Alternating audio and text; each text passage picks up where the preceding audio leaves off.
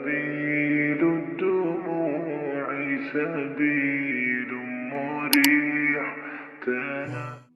حضرت عباس کی شہادت کے بعد جب خیام کی طرف امام حسین علیہ السلام خالی مشق اور لہو میں ڈوبا علم لے کے آ رہے تھے، بچے دور سے اپنے چچا عباس کا انتظار کر رہے تھے۔ جیسے ہی علم کو دیکھا تو بی بی سکینہ نے کہا، میرے چچا عباس آ رہے ہیں۔ بس خالی مشق پر جیسے ہی نظر پڑتی ہے، آپ اپنے بابا سے لپٹ کر فریاد کرتی ہیں کہ میرے بابا، شاید ان ظالموں نے میرے چچا کو بھی شہید کر دیا، میں ان کے لیے بد دعا کرتی ہوں۔ امام حسین اپنی بیٹی کا ماتھا چوم کے ان کو ایک خالی خیمے کی طرف لے کے جاتے ہیں اور کہتے ہیں، اے میری بیٹی، تجھے پانی چاہیے نا؟ آپ زمین پہ ہاتھ رکھ کے جیسے ہی ہٹاتے ہیں تو وہاں سے پانی ابلنا شروع کرتا ہے۔ بی بی سکینہ نے جیسے ہی پانی کو دیکھا تو وہ خوش ہونے لگی۔ امام حسین نے فرمایا، اے میری بیٹی، خیام سے باہر کی طرف نگاہ کر۔ جیسے ہی بی بی سکینہ باہر کی طرف دیکھی تو لاتعداد انسان ہیں جو اپنی زبان باہر نکال کے حسرت سے بی بی سکینہ کو دیکھ رہے ہیں۔ امام حسین نے فرمایا، اے میری بیٹی، اگر آج تم نے یہ پانی پیا تو قیامت تک تمہارے نانا کی امت حوض کوثر سے محروم رہے گی، اسلام سے محروم رہے گی۔ بی بی سکینہ نے کہا، اے میرے بابا، اگر میرے نانا کی امت کی شفاعت کے لیے میرا پیاسا رہنا ضروری ہے تو میں پیاس برداشت کر لوں گی، ہر ستم برداشت کر لوں گی۔ بس بی بی سکینہ صبر کرتی رہتی ہیں۔ آپ کی آنکھوں کے سامنے علی اکبر شہید ہوتا ہے، علی اصغر شہید ہوتا ہے، آپ کے بابا حسین شہید ہوتے ہیں، پھر خیام جلنے لگتے ہیں، شمر تماچے مارتا ہے، لیکن کبھی بھی آپ نے اپنے نانا کی امت کے لیے بد دعا نہیں کی۔ بس 11 محرم کے دن جب بیبیوں کو قید کر کے شام و کوفہ کی طرف لے جایا گیا تو رستے میں بی بی سکینہ کی یہی کوشش تھی کہ آپ کے بھائی سجاد جو زنجیروں میں جکڑے ہوئے ہیں، دھوپ کی وجہ سے ان کی زنجیریں گرم ہو جاتی ہیں، آپ بار بار سپاہیوں سے کہتی ہے کہ مجھے تھوڑا پانی دے دو تاکہ میں اپنے بھائی سجاد کی زنجیروں پہ بہا دوں کہ وہ کچھ دیر کے لیے ٹھنڈی ہو جائے۔ بس بی بی سکینہ ننگے پاؤں تمام بیبیوں کے ساتھ رسیوں میں قید ہو کے لوگوں کے پتھر کھا کے شام کے دربار میں پہنچتی ہے۔ یزید کی جیسے ہی بی بی سکینہ پہ نظر پڑی تو وہ کہتا ہے، یہ چھوٹی بچی حسین کی وہی بیٹی ہے جس کو حسین سینے پہ سلایا کرتے تھے۔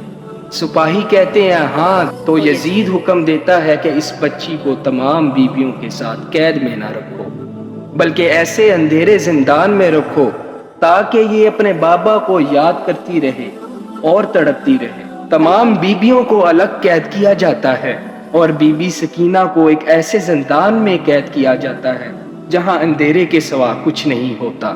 بس وہ 4 سالہ بی بی اپنے بابا کو بار بار یاد کر کے روتی رہتی ہے۔ کچھ دن گزرے تو بی بی سکینہ کے رونے کی آواز محل میں اس طرح گونجتی ہے کہ یزید کو نیند نہ آتی، تو یزید یہ کہتا ہے کہ امام حسین کا کٹا سر اس بچی کے زندان میں اس کے پاس بھجوا دو، جب وہ کٹا سر دیکھے گی تو خود بخود چپ ہو جائے گی۔ اور جب بی بی نے اپنے بابا کے کٹے ہوئے سر کو دیکھا تو وہ زاروں کی طرح رونے لگی اور کہتی، اے میرے بابا، میں قدم قدم پہ پتھر کھاتی رہی اور سختیاں سہتی رہی، لیکن کبھی اپنے نانا کی امت کے لیے بد دعا نہیں کی۔ امام حسین کی آنکھیں کھلتی ہیں اور آپ فرماتے ہیں کہ اے میری بیٹی سکینہ، آپ سو جاؤ، میں تمہیں اپنے ساتھ لینے آیا ہوں۔ پھر بی بی سکینہ اپنے بابا کے سر پہ اپنا سر رکھ کے سو جاتی ہیں اور زندان میں خاموشی چھا جاتی ہے۔ جیسے ہی سپاہی آ کے دیکھتے ہیں تو بی بی سکینہ دارالفنا سے دارالبقا کی طرف کوچ کر جاتی ہیں۔ امام سجاد کو علم ہوتا ہے تو آپ اور تمام بیبیاں زاروں کی طرح روتے ہیں۔ آپ 3 دن کا پانی اکٹھا منگوا لیتے ہیں اور چاہتے ہیں کہ اپنی بہن کو غسل دیں۔ تاریخ نے لکھا، جیسے ہی بی بی زینب نے بی بی سکینہ کو غسل دینا شروع کیا تو اچانک بی بی زینب رونے لگی۔ امام سجاد آ کر پوچھتے ہیں کہ اے میری پھپھی ماں، آپ رو کیوں رہی ہیں؟